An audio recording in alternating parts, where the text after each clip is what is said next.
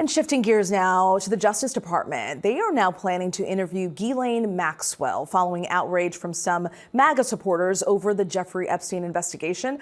Deputy Attorney General Todd Blanche, President Trump's former personal attorney, says he anticipates meeting with Maxwell in the coming days. The president speaking on the matter earlier while meeting with the president of the Philippines, saying he had not heard about the plans, but that it sounded like, quote, an appropriate thing to do. Do you have any concern that your Deputy Attorney General, as your former attorney, would be conducting the interview, given? No, I have no concern. He's a very talented person. He's very smart.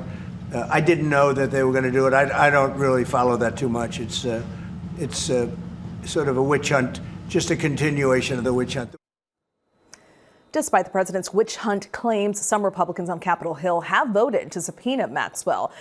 To discuss, let's bring in ABC's Perry Russom. He is at our D.C. bureau, and ABC's Jay O'Brien on Capitol Hill. Thank you both for joining me. Perry, I want to start with you. What else is the administration saying about this planned meeting with Maxwell, and what is Maxwell's attorney saying, if we know?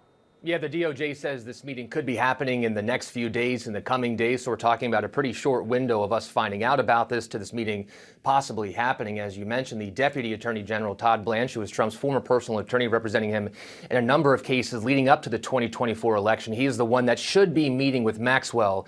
He says if Ghislaine has any information that is relevant to the DOJ or FBI, they want to hear from her. And it appears that Maxwell's attorney is open to this idea, saying today that they are in discussions with the government. He says, quote, Ghislaine will always testify truthfully. And this is a woman that a lot of people want to hear from.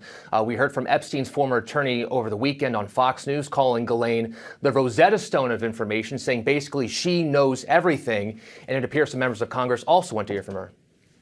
And of course, the judge overseeing the grand jury records saying that he will rule expeditiously but needs more information. Jay, I want to turn to you. Republicans on the House Oversight Committee voting to subpoena Maxwell as well. What's the latest there? Yeah, this was a subcommittee of the House Oversight Committee. Republicans on that panel voting to subpoena Maxwell, and then a spokesperson for James Comer, who's the chair of the overall committee, who would be in charge of the subpoena, saying that they will issue that subpoena for her to testify up here on Capitol Hill as, quote unquote, expeditiously as possible. But we just don't know the timeline here. It comes as there is another Epstein saga up here on Capitol Hill. The House floor is paralyzed largely because of Jeffrey Epstein. The powerful House Rules Committee, which is the final stop for bills before they go to the House floor, is in this stalemate. Democrats on the panel have said that any legislation that they would approve out of that committee, they also want to attach provisions to force the release of the Epstein files at the Department of Justice, whatever DOJ has.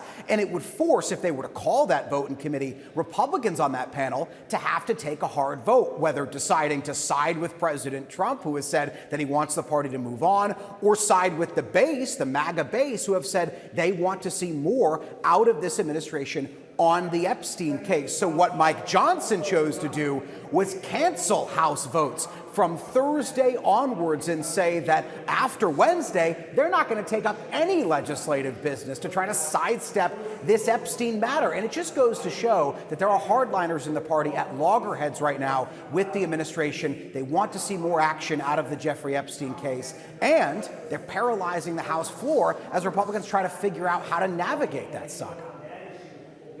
And Jay, like you said, it'll be really interesting to see who sides with President Trump here. But this is just the latest example of some Republicans pressing this one issue despite the president's claims that this is all a witch hunt. You spent a lot of time there on Capitol Hill. Is this all surprising?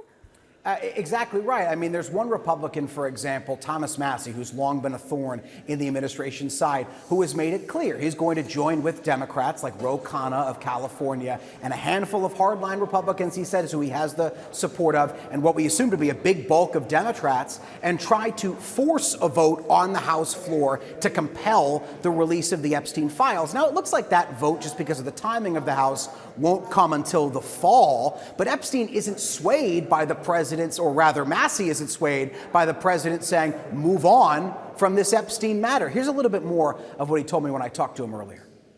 I think the president's at risk of losing his base over this issue? Well, you don't lose your base over one single thing, but he's eroding his base.